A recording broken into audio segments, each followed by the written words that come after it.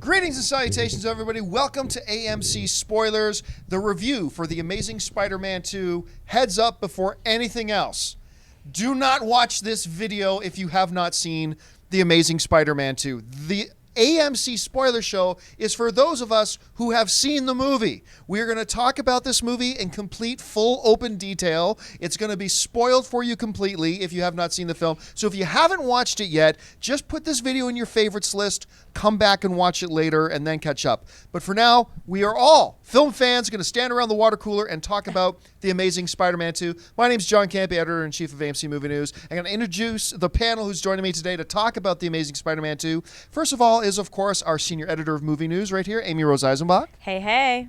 Our new correspondent sitting way over there, Mr. Christian Harloff. What's going on? Production manager, Mr. Dennis Zen. Hey guys, I'm Mike-less today, or Mike Flagless today. Mike Flagless today. I only mute myself to blame though, because I set it all up. And some riffraff fan who just saw us walking up here now, so she could be from Schmoes and DC and all over the place, Miss Tiffany Smith. Yep, from Fandango too. Yeah, yeah. I just saw you guys all coming up here, so I figured, what the heck? Hey, can I come? I'll just come up and talk movies too. Can't get rid of it. There's bad precedents to set. Yeah, yeah. Now we have I fans brought my showing up own the Mike door. flag though, so there's that. Take notes, Dennis.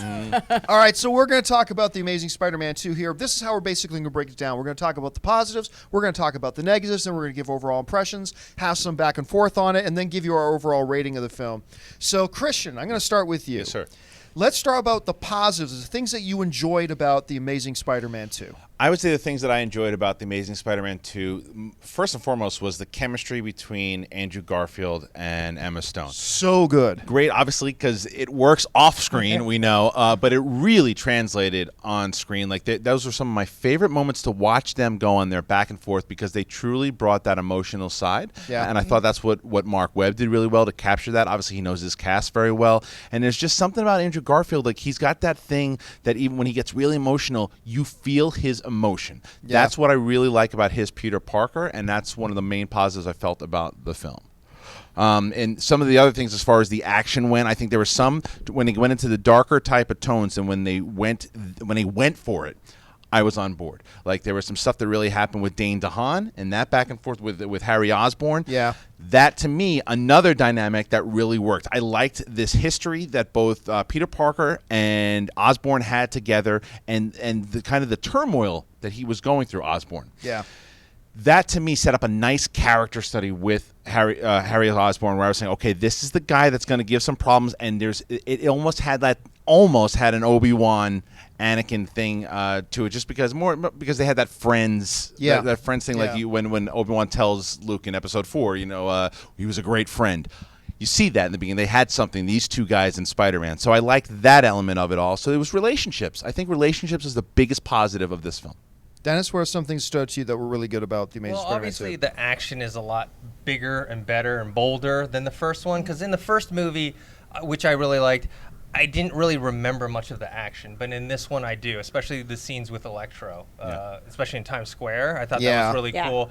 You're right about the chemistry between Andrew Garfield and Emma Stone. It's so much more like real, as opposed to like with Tobey Maguire and Kirsten Dunst from the Sam Raimi trilogy of Spider-Man.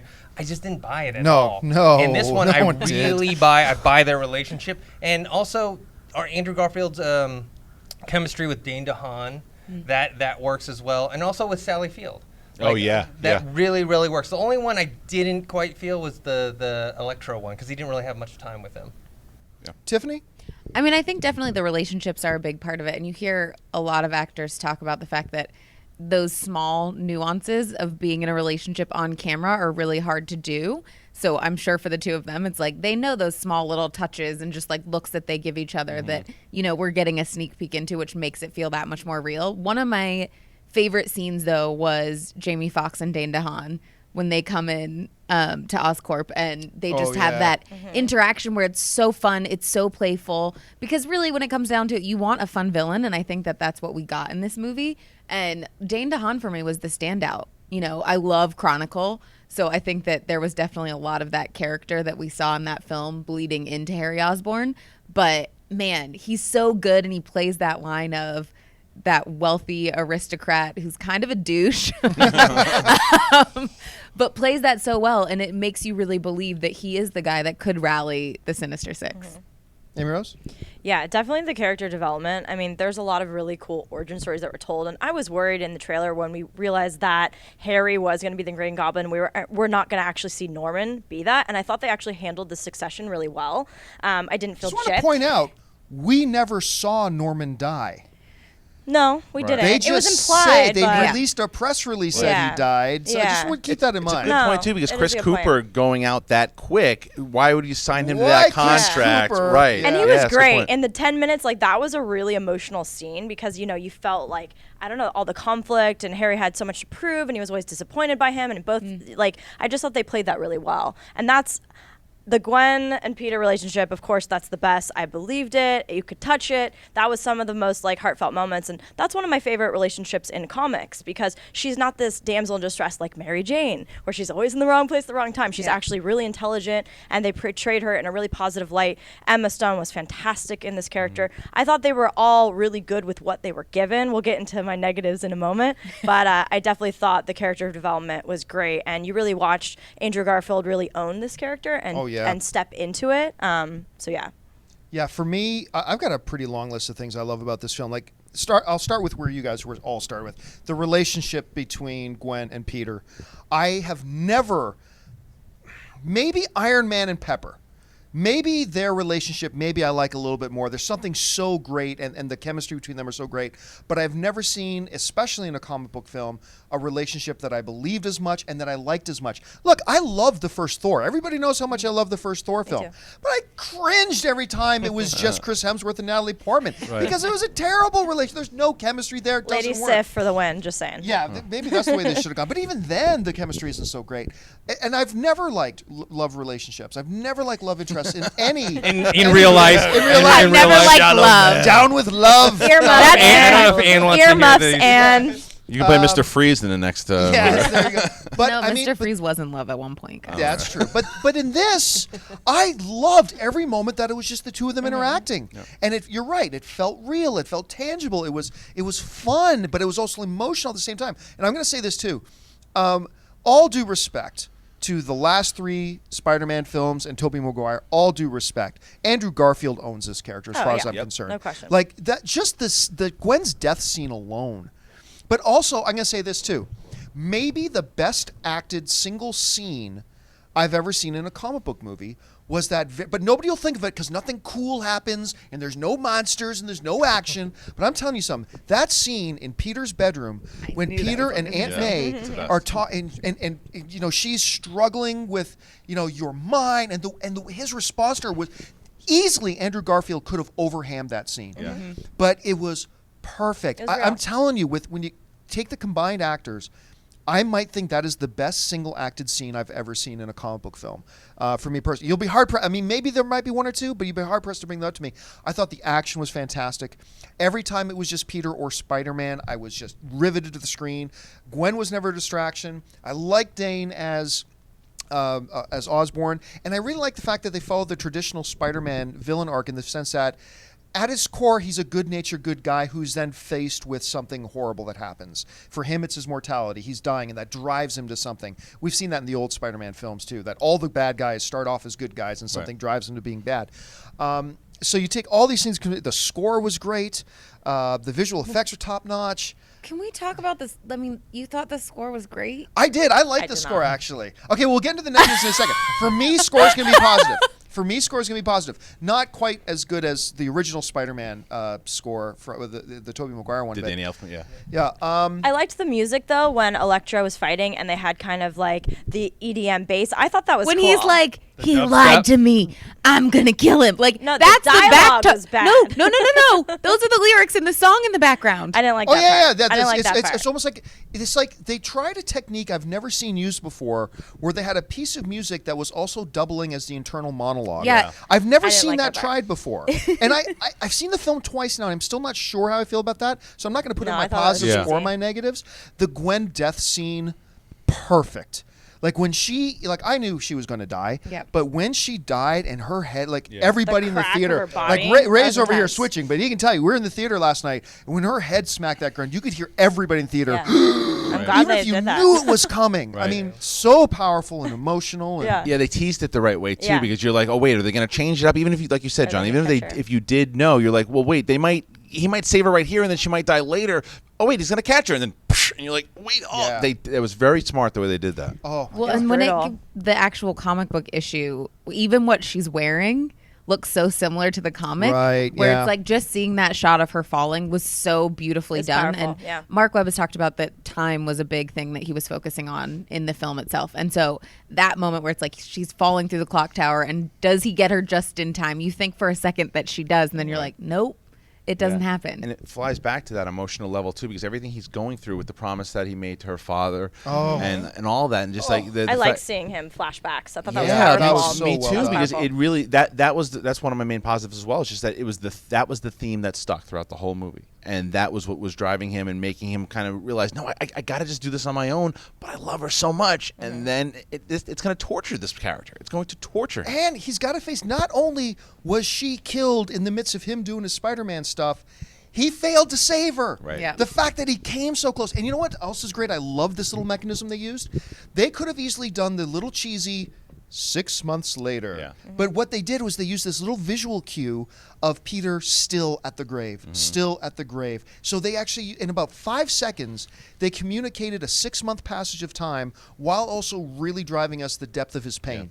It was a wonderful technique that I thought was really great. I'm sure I'll come up with a couple of other things that I really liked about the film as we're talking about other stuff. The Gwen Stacy death, I do want to bring up a conversation that we'll have a little bit later in the show about how much do spoilers really affect our enjoyment of a film? But we'll get to that in a second. There are some great things about this movie, but there are some bad things about this movie too. So, Oh, yeah. Dennis, Yes. let's start with you on the negatives. What are some of the things that really stood out to you about negatives for The Amazing Spider-Man 2? Well, it's kind of, it's not as bad as Spider-Man 3, the Sam Raimi one, but it is kind of a mess. Like, they just tried to pack in so much into this. You got, the Rhino in the beginning, totally unnecessary, and he's very cartoony too. Why do you need Paul Giamatti? Yeah. First of all, you got this character of, I am Russian mobster. Yeah. Ah, ha, ha, ha. I am going to make coffee. Ah, ha, ha. Come on, Spidey. No, I'm telling That you, was Arnold. Max, Kind of. Max, not Electro, but Max and Paul Giamatti, they felt like villains pulled right out of Batman and Robin. It like bad. Anyway, sorry. Yeah, Max as well, with his little comb over and Yeah, his talking to gap himself. teeth. He was Edward Oh, Enigma hey, from Batman Spider-Man, Forever. talking- Yeah, it's Yes. the- Right. it's the Yeah, Riddler exactly. story. Exactly who he was. Yep. So yeah, those things were just too cartoony for me. So some of the dialogue was very cheesy throughout the movie. I think probably the best moments that we had been talking about with chemistry, I bet you a lot of those lines were probably improv because of the chemistry they have between the actors. But yeah, some of the dialogue, some of the quips that Spider-Man would say during his fighting, they just fell so flat for me. I think Andrew Garfield was a fantastic Peter Parker, but some of the Spider-Man stuff just didn't do it for me. And I just think that they just try to do too much. They wanted to have, okay, this guy's origin story. They have Harry Osborn as Green Goblin. And they have Rhino, and they have Electro, and they have, they want to do the Gwen Stacy and Peter Parker relationship, which did work. But they just try to put way too much in there. And I think also tonally, it skipped from being a kids film, and then they wanted to be an adult film, and it wanted to be a kids film, and it Right, just kept moving yeah. around like that. And so I thought that it was very disjointed. Christian? That was my biggest problem was tone. Like when it starts off, you have this comic like really cartoon Saturday morning cartoon feel to it. I didn't actually mind the Spider-Man lines because it reminded me of the Spider-Man I knew in the comics and the Spider-Man in the cartoon. So I actually like that he does that because he's having fun with it. He knows if you're a superhero and you're like this kind of he's a little pompous, and if he is and he knows that he's going to get away with it, he throws these lines out. That's okay. One of the big problems, and if it's nitpicky, fine. The people in New York in this movie are idiots. Oh yeah, Like let's stand right here. not only are they standing, they're cheering, and it's like they're And they bring their kids. and they're going They bring their Spidey, kids. Spidey. It's like, no, don't do Spidey. Run. Guarantee it's on television. Watch it there. And then you're absolutely right. Then Rhino at the end shooting everyone stops and let Spider-Man have a conversation with the kid. Yeah. Doesn't shoot them both dead. And then everyone again. There is a big Rhino thing with a bad Russian accent shooting at people. Don't cheer. Run. That's what big thing they do. Like the silliness of it, it's like because of the tone. That all blends into the tone of it. It's like pick it. Because if you're going to pick your tone, then you have a consistent tone. If it was going to be silly, go for silly the whole movie. I would rather not. I would rather they went the darker tone, and because those were the moments that worked.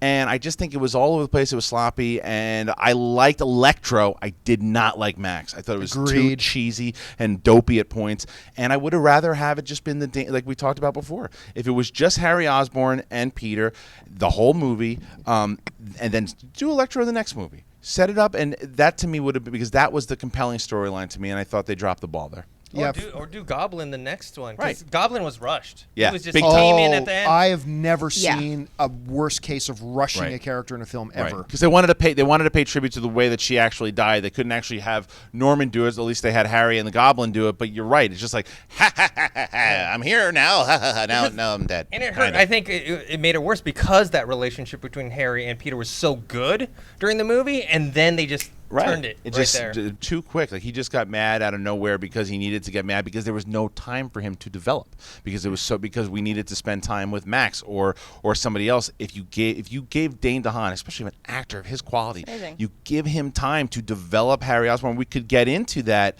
Okay, they're friends. It's starting to get sour, and now it's rotten. I believe it. It was too rushed. No, I agree. And one of the other things that I'm going to agree with you guys about the tone and the lack of identity, the identity crisis the film had, right? Because I love the way this film started with Peter dropping out of the sky and this was the most in that first 5 minutes. After the flashback, those first 5 minutes of him shooting through the streets, getting the runaway plutonium truck and whatever, to me that was the most perfect example of Spider-Man we've ever seen on the screen. The jovialness of him, and Mark Webb said going into the film that he wanted to create a Spider-Man that is awesome at being Spider-Man and loves being Spider-Man, and that totally came out in the first 5 minutes. And if they had stuck with that kind of a tone throughout with dark I would've evil hated it. characters, I would have loved it. I would've hated it. But then they went. You're right. They went total silly. Max talking to himself with his birthday cake. The eels, and then silly eels. The Yeah. eels, and then something really dark and serious, and then something really stupid, and it's just they didn't know where to go. And the German doctor, by the way. Oh, It's oh my so God. and what scares me about that is that I think that's Doc Ock in Sinister Six. No, I think it's Shocker. Isn't that the doctor? Isn't that his name? The guy who becomes Shocker? I thought he was Possibly. Doc Ock, but either way, Yeah. whether it be Shocker or Doc Ock, that's who's going to be our villain in Sinister Six. No thanks. It was so over the top. The only thing he missed, the only thing he forgot to say was Fräulein. Yeah, Like yeah, everything else, yeah. every other stereotype you could have possibly Oh, so nailed bad. in that. But like some of the other negatives that stand out, the rushing of Goblin, horrible. He went from being, Osborn to a defeated and imprisoned Goblin in about 10 minutes. I mean, it was just ridiculous. And he becomes Goblin, puts on this suit for the first time. I am now a master of this combat suit, and I'm a master of flying this hovercraft, and I'm the best, and I can fight Spider-Man Rushed. now. It's just like so bad. They went into some directions that they didn't really need to go. Like, I'm sorry, but the bald dick dude at Oscorp, like I know the bald dick. Sorry. I was like, wait, what? I'm not going to bring attention to it. But the executive of Oscorp, that was just he didn't even need to be there. He wasn't even a valuable plot device. Right. I mean, there was just a lot They of needed that someone to kill. tonal Yeah. pace, the identity crisis. I mean, man, you're right. Not as bad as Spider-Man 3, but I mean, they just made so many mistakes that you'd think doing their second film are not mistakes that they would lapse back into. Anyway, Amy Rose, I know you got some criticisms about the film. Oh yeah, I do. Identity Crisis is the perfect way to sum it up because I feel like instead of focusing on creating a good film, they were just trying to please everyone, and that's why it felt so mismatched. Like they're like, oh, let's get fanboys, let's have true to life comic dialogue in there, which was the opening scene, but they didn't set that tone in the first Mark Webb film. So to me, it felt too comical. It was never like that. It was a lot more grounded, a lot more realistic, which is what I liked about the first film. I'm still Sam Raimi all the way right now, but it was just all over the place, and they just couldn't decide what to be. They were trying to please families and fanboys and non-comic book readers, and it just felt all over the place. And it's just like, choose one way and stick to that way.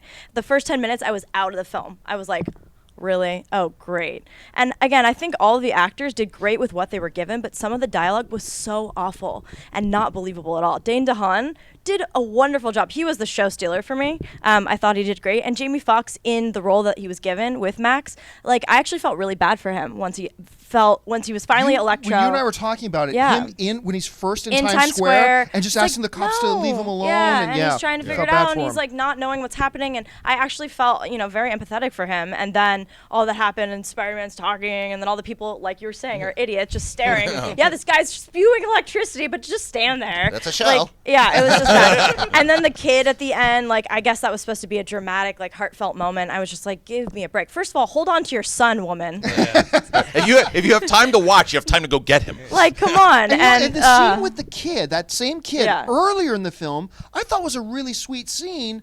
Then somebody went, hey, that scene really worked. Let's, for no reason whatsoever, It didn't. bring him back and put him into a gunfight No. with his Spider-Man costume And on. the music, we talked about this a little bit. Some of it was so oddly placed. And music takes me either so deep in or so Yeah, out. yeah. When Peter Parker was in his room, trying to figure out what's going to happen with Gwen and staring at pictures and that song, it was so very awful. One Tree Hill. It was Yeah. awful. One Tree Hill. There's so many moments like that I was sitting with my friend and I was like, oh. We kept going because Do it you was have a just problem so more with the bad. music or the score? Both. There were Right. elements of both that I liked. Some of it, they were trying to be more creative. Even if we didn't like the whole EDM electro thing, I think they were trying to be creative there, so I can give them props for that. But some of it was so just mismatched. The pace was just off altogether. I went in with pretty high expectations. We were a little disappointed. They kept showing so many trailers and photos and all this and all that, but they tried to shove so much. Rhino being in the last 5 minutes did not do anything for the story. Pointless. But just make it feel it just should have not ended. It should have ended at the Yeah. dramatic death scene of Gwen, feeling like, where's Peter going to go from here? And that was really kind of like the turning point of his Spider-Man, and from what we see him from out. So yeah, I was really disappointed. Really disappointed. Tiffany, some of your negatives. I mean, the biggest, I think, is the development of the villains for me was really hard. I even think that the interaction between Norman and Harry was great, but you don't really, what is this genetic thing that he has? Did he give it to himself? They don't really get that in depth into it. And I don't mind that it's different than the comics, but if you're going to do that, explain it to me. And what other diseases give you those really cool fingernails? And green sores that hurt, that grow. I don't Herpes. know. So that part of it for me was a little bit difficult. And then again, it's all of a sudden these villains can use their powers to the nth level, where Yeah. it's Electro puts on the suit and he's like, I can do everything now. I know that I need to jump into the core and get to the power of the whole city. And the same thing for Goblin, where you're saying the end of it, where he just knows how to do everything. He can fight Spider-Man. Crawls Yeah. to the suit. Literally Yeah, crawls. well, and how did he even know that he was supposed to crawl to the suit? He Googled it. He Googled it. He Googled it earlier, Yeah, I'm pretty sure. while he was dying on the ground, he's like, "Hold on, let me Google search this on my phone." So that for me was a big letdown. I think the music was really hard. I didn't know that Hans Zimmer was doing stuff on the movie, and then at the end of it, I literally was like, "That music was awful" to the friend I was with, and I was like, "Hans Zimmer!" I yelled it. How in dare the you, theater. Hans? So that It was part- you can't be blamed for not recognizing it, because that was a real departure What for was Zimmer. that? Yeah, and I think I get what you're saying, where it's let's do some new stuff because Yeah. it's electro and it's electro music. But it was so caricature-y, where it was so we're putting our finger right where we want you to see, and that felt too pushed for me, and I didn't enjoy that at all. Treated the audience like they were the New Yorkers watching the Yeah. thing. They treated us what? like we were Talk dumb, like we were 10 years old. Yeah. Talking about that song that you pointed out, the internal monologue song, everybody's staring at me. Yeah. He betrayed me. It reminded me of an unfunny version of Batman's song in the Lego The Lego movie. Yeah. Yes. Yes. And the crazy thing is, so watching interviews with Jamie where it's like he likes to come up with songs in his head for whatever character he's playing. So he'd come up with a theme song for Electro, and as he's singing it, I'm like, oh, that must be the song in the movie. No, this is like a different song that he sings in his own head about being Electro. And you're like, oh, did he have some kind of say? Was he like, hey guys, this is my song, can we put it in the movie? Something similar to it. So that for me was just a disappointment, especially because, Jamie's a great actor, and the Max stuff was ridiculous. Yeah. It was so bad. So when you guys pointed out the Edward Nygma thing, Yeah. it was. He was Edward Nygma from Batman Forever. It was Exactly. It was- terrible. Do you think that one of the things that maybe what Iron Man 2 had suffered from was that everyone said, they're not even focusing on the story, they're just setting up the Avengers here. Do you think that this suffered from that as well because they clearly are just trying to set up Sinister Six and then the next one? The problem is that the things in the film that worked didn't feel like that at all. All the elements that didn't feel like they were trying to lead into Sinister Six and whatever is coming next never felt rushed. We never felt like we all like the Gwen and Peter relationship. Yep. Nothing about that ever felt rushed in the film. It was beautifully paced. The relationship between Peter and Aunt May, that was all good. They never rushed the relationship between Harry and Peter, I felt, until the ending when it went sour. But it felt like it developed. And you know what's really cool? Sour fast, too. I think a lot of lesser filmmakers would have felt the urge to show a flashback of 11-year-old Peter and 12-year-old Yeah. Harry and Yeah. blah, blah. But no, they just I'm had glad they one didn't do quick that. scene. The stairwell, that was a good that scene, scene yeah. in the And they lobby communicated worked so it all well. perfectly, Yeah. right? that did work. There he is, that whole thing. Yeah, Yeah. everything, and you felt the bond growing Yeah. between them. Yep. That was really good. But then everything connected to the Sinister Six. Especially Goblin. Rhino should not have even put That in was an appearance in embarrassing. this Right. film. That was bad. And That's what I mean. I've never said this before in my life. I am not looking forward to Paul Giamatti in the next thing because Right. the way they used him, it was so awful. amazing, and I hated that. Yeah. Yeah. I Do wonder you if- guys notice that Electro at some points was Dr. Manhattan from Watchmen? Yeah. Like there Yeah. were certain See, that's parts Yeah. with the skin Little and the bit. way he came together and disappeared. I was like, oh wow, that's well, at least they put shorts on him. That was the other part too, where I was like, "What did they make shorts that work this way?" Like, what I was is- okay with that. it's like one. Hulk pants. Hulk Yeah, pants. they magically shrink and Yeah. expand. Question: where did Electro get the rubber X-Men suit between Ravencroft and going back to Oscorp? He can do anything. Yeah, too, I was now. saying, where'd he They get that found suit? it where they Yeah. found the Green Goblins. I think that was one of the biggest. That's one of the Outfit. biggest problems that they just assumed too many times in this movie to let the audience go, "Oh, it's okay." They took too Don't many worry- liberties don't for worry sure. about it. It's- My favorite dialogue in the film was Gwen Stacy's speech. That was a Yeah, nice good way to speech, end yeah, it. yeah. That was a nice way to end That's it. sad though. That my Yeah. favorite speech is the graduation speech, and all the rest of it is like, who wrote this? I mean, we all pick out little moments of the film that bother us the most based off like what the most important. I'm a writer. Dialogue I cannot get over, but that speech I'm like, that was inspiring. Get it, Gwen. And it fed in well to the ending scene Yeah. too, when Peter's Totally, reflecting back on Yeah. everything and On the- going back on the to what disk was drive. really strong in the film. And then instead of ending on that, they went back into what didn't work in the film with Rhino on the street and the kid. It's- and- Well, and Please there's don't end that people way. like I was reading something people were saying like, oh, the after credit scene, you're getting a peek at all the Sinister Six, and I'm like, when we saw it, you saw all the suits pre-credits, so I'm like, it would have worked for me if we saw the ending and then cut to credits, and then we get the fight with Rhino, and then we get some looks at the Sinister Six suits You know because what? it feels like you're right. Yeah. That Rhino thing might have actually worked as a post-credits. Yeah, I but would've- but the reason I think they didn't do that is because of the whole deal with Fox. I'm sure because they had to put that. Yeah, they had to put that X-Men thing in. X-Men thing in there to put in a scene that big plus another scene that big. It would have been tough. So Yeah. I bet you that probably was the plan, but it just legalities didn't permit it. which kind of sucks because for me it ruins the end of the movie. Like it really Yeah, it takes was me a back out of horrible it and ending. reminds me of the stuff I didn't enjoy. I love how the Rhino, like the suit, he like when he wants to talk, he puts down the shield thing, and so his face is totally exposed. Yeah. It's like a sniper could easily just Hit him Yeah. in the face with out. a web. At that point, just shoot a web in his face. I'm here to kill Spider-Man. Yeah. Yeah. Oh, you want to talk to the little boy? Go ahead. Take your time. Right, I'm going to be yeah. over here. We won't pull the trigger. So It bad. It felt almost like they had this great idea for a film and then people started getting really excited about villains Too many and they're cooks in the like, kitchen or okay, something. now we're going to do this Sinister Six thing. Mm-hmm. And I get that people enjoy villains. Honestly, for me, and I think they were saying on Fandango that like 83% of people are more excited because there are so many villains. And for me, I'm like, yeah, I was pumped about it. I think it could be a good thing because if you do it well, like Loki, where they walk this line of, they were a good guy, are they a bad guy, where are they? That works, but then it feels like let's just throw them all in, and none of them really got developed. There's just not enough time. There's not enough time in a two No. and a half hour movie. There's just not enough time. Like you take a show like Game of Thrones, you can put as many villains as you want because Yeah. it's a series. Yeah. You have as many.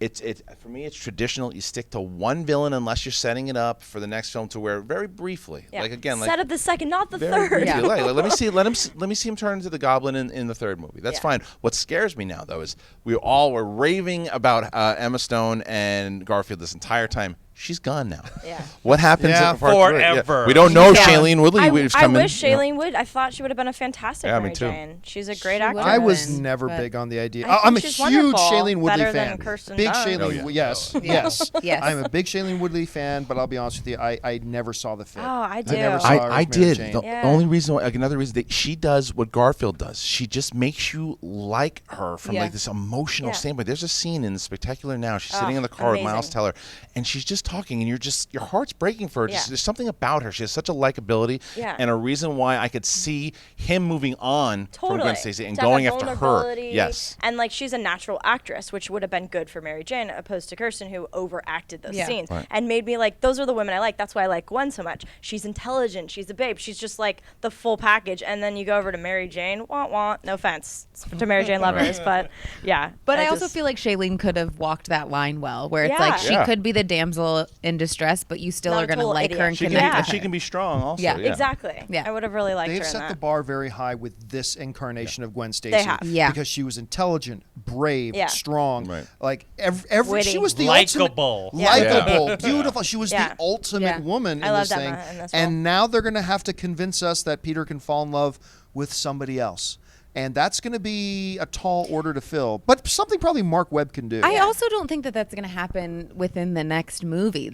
I hope that they wouldn't push that. They're Like, gonna have to bring a love interest. I though. mean, Yeah. but she can be in it, but they don't have to push it. I mean, I think there's something Yeah. where it's like, even there was rumors that we were going to get Black Cat in this we got movie. Felicia, Well, we got though. We Felicia, got yeah. Felicia, but Yeah. for me, that works. Like Yeah. for people who know the Yeah. character, you see Felicia and you're like, that's coming And I in one of the love other movies. Felicity Jones. I love Spider-Man. Felicity Jones. Yeah. Yeah. I think she's gonna be great if they So I'm develop hoping that. that's kind of the same Yeah. thing they'll do with Mary Jane, where it's like you see her, Set the stage. you get an idea of who this character is. Maybe it's more of like a Lois and Clark kind of interaction where they don't really like each other, and then it develops. So you thinking the fourth one? That's where the love happens. Yeah. Yeah. Yeah, you're right. I hope that I hope they don't rush pace it. it, Yeah. and they introduce us Yeah. to them, and let's just show the interest starting, Yeah. show affection starting, but don't go full blown.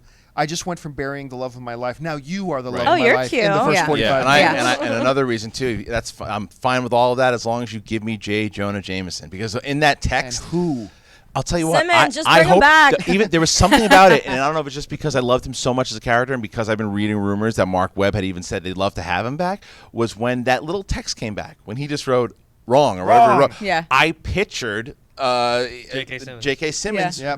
texting, and I'm like, please bring him back because that's the one character that could cross over, and it'd be a nice nod to the Raimi It franchise. would be amazing. Yeah. Like he How's is that this character. for J. Jonah? Now, I've said many times on AMC stuff that if you're rebooting something, you reboot it. You throw all the old away. My one exception would be a J.K. Simmons. Simmons. But what about this? If they're not going to do that, Bryan Cranston as J. Jonah I Jameson. knew you were going to Did say you know- that. did you see that I coming? knew that was where you were going. that'd be good. It's like Commissioner Gordon, Yeah. Jonah Jameson. Like, Yeah. let's just throw Cranston in the mix anywhere we can and call it a day. Why not? I mean, I think he'd be great because what he does is that he can, as we saw in Breaking Bad, he can play that super intense, like I'm scared of this guy, but yet he's still making me laugh when I shouldn't be. I should be Yeah. scared of him. I think Jim Yeah. Carrey would actually be really good at that because he can do the gruff as well. couldn't see I that. could Scares see me. it. But imagine scares me. the He's so villains goofy. that we got in the movie that we Yeah, just it'd saw, be too campy. and then Jim Carrey. That's there the as problem well. with Jim Yeah. Carrey. It If would, you ever- be, Be serious. it would totally go He silly. can do Yeah. but he serious. wouldn't in that. Yeah, but he I can do imagine him with a serious. cigar and a big old stash, Right. and like I think he could pull it. But I mean, Simmons left the biggest shoes to What fill, about so- John Hamm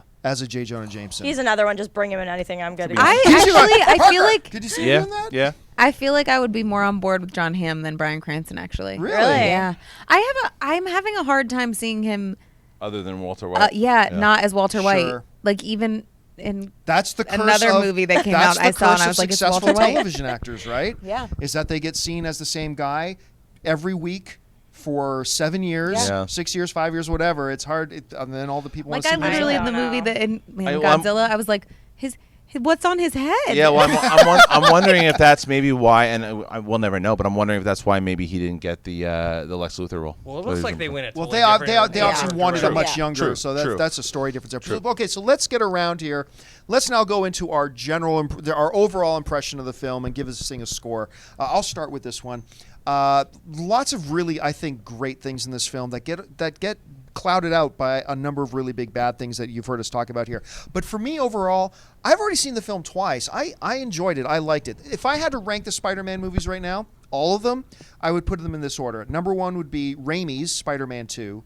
Number 2 would be Webb's The Amazing Spider-Man. Number 3 would be the first Raimi Spider-Man. Number 4 would be this Spider-Man, The Amazing Spider-Man 2, and coming up last place would be Raimi's Spider-Man 3 for me. So I still enjoyed this film. I liked it, but to me it was a step backwards from the last one. I thought the first film was much better. They had, like Amy Rose is pointing out, a much clearer direction and vision of what their tone was and what their story was and what their world was. The action's great. There's a lot of good laughs in it. Some terrific performances as well. Hampered and tempered by some really bad dialogue, some rushing of certain plot elements that they just didn't need in the film. This could have been a much better movie, but still one that I'm glad I saw, and I might even see it a third time. Out of 10, I'm going to give The Amazing Spider-Man 2 a 7. Amy Rose?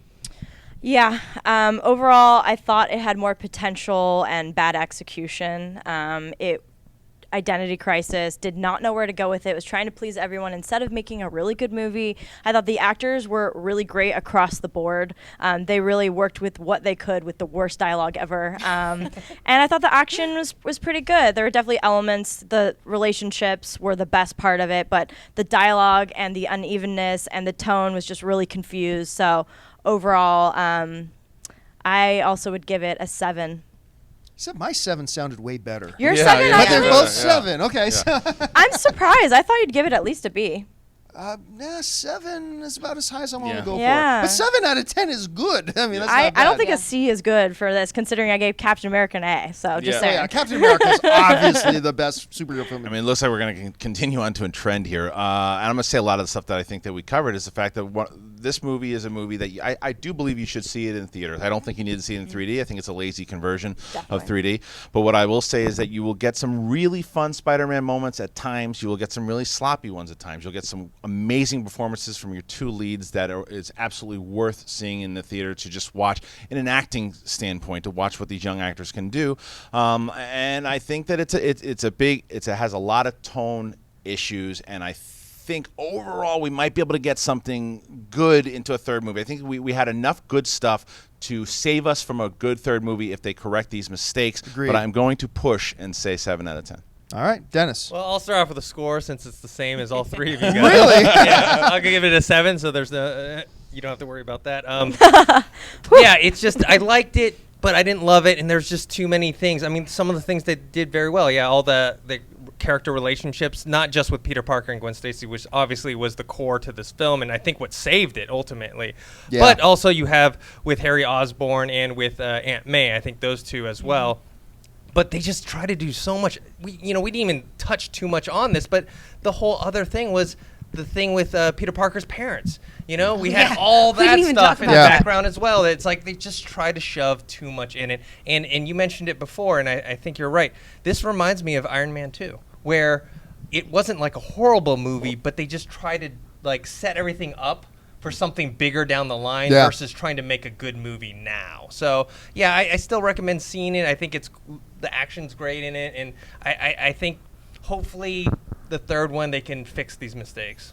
I should point out the little X-Men scene that's in the post-credits is actually a nice little post-credit scene. I Nothing didn't get to special. see it. We didn't Show it at get the in screen. IMAX. Oh, that's right. Oh, well. And I stayed too. I did not. was pissed. Tiffany, Are we allowed to give decimal points? sure. Go round, girl. Well, for me, I feel like going into it, the first movie really was about Peter Parker becoming Spider-Man. This one was very much about Spider-Man having to balance still being Peter Parker. So I loved seeing the confident side of him.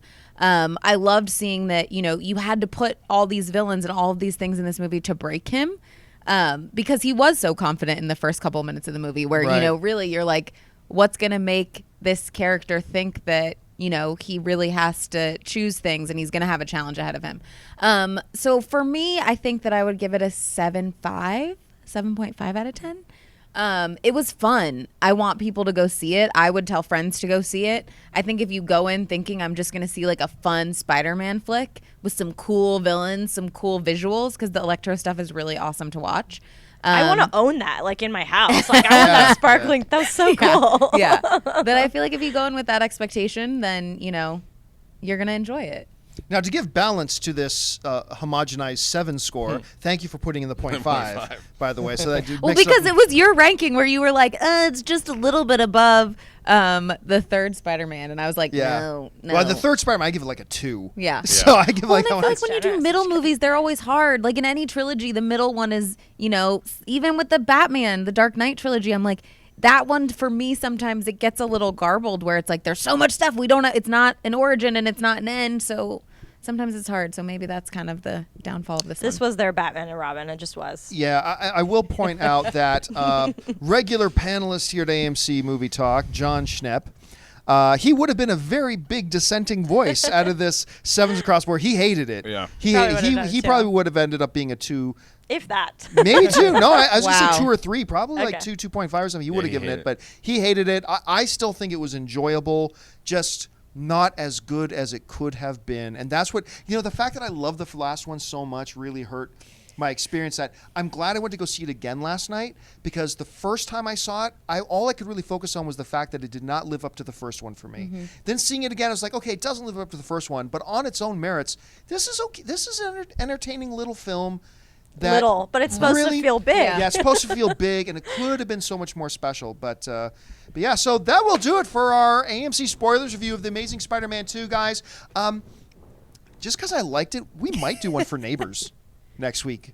And we're definitely going to do one for Godzilla. All the guys have to take their shirts off for the Neighbors one. Well, I've been looking for an excuse. Let's have a rave. So I want to thank you guys for joining us. First of all, I want to thank, of course, Amy Rose Eisenbach, Mr. Christian Harloff, Mr. Dennis Zen, and our special guest today, Miss Tiffany Smith. Guys, and thank you so much. Thank you to Ray Ora over there, who's doing the switching for us. Don't forget to join us again for everything we do on AMC Movie News. Come visit us at youtube.com/AMC Theaters, where you can catch our daily AMC Movie Talk Show. You can catch AMC Mailbag on the weekends. You can catch AMC Spoilers, AMC Versus. So much AMC content! coming soon. This weekend is starting, Christian and I, with Paul Lenz and Kyle Newman, starting AMC Jedi Council, just talking all about Star Wars. It's a lot going on. Come and subscribe. So thanks a lot, guys. And until next time, I'm John Campia. Bye-bye.